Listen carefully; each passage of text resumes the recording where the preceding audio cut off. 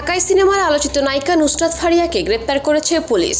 হযরত শাহজালাল বিমানবন্দর থেকে রোববার দুপুরে এই অভিনেত্রীকে গ্রেপ্তার করা হয়। ইমিগ্রেশন পুলিশ সূত্রে জানিয়েছে, থাইল্যান্ড যাওয়ার সময় তাকে গ্রেপ্তার করা হয়েছে। গ্রেপ্তারের পর বিমানবন্দরে প্রাথমিক জিজ্ঞাসাবাদ শেষে তাকে ভাটারা থানায় হস্তান্তর করা হয়। পরে থানা থেকে তাকে ঢাকা মহানগর গোয়েন্দা পুলিশের ডিবি কার্যালয়ে পাঠিয়ে দেওয়া হয়। ভাটারা থানার পরিদর্শক সুজন হক বিষয়টি নিশ্চিত করেছেন।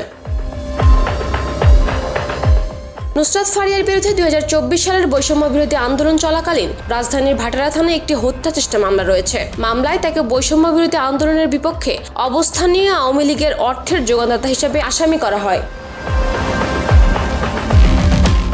অন্যদিকে অভিনয়ের পাশাপাশি বিভিন্ন সময় ব্যক্তি জীবনকে কেন্দ্র করে নুসরাত ফারিয়া আলোচনায় থাকেন। বাংলাদেশ এবং কলকাতার সিনেমায় নিয়মিত অভিনয় করলেও তাকে দীর্ঘদিন পর্দায় দেখা যায়নি। তবে ঈদ উল ফিতরে মুক্তিপ্রাপ্ত সিনেমা জিন্ত্রিতে তাকে নতুন করে দেখা যায়। সিনেমায় অভিনয় করে সবার নজর কাড়েন নুসরাত ফারিয়া।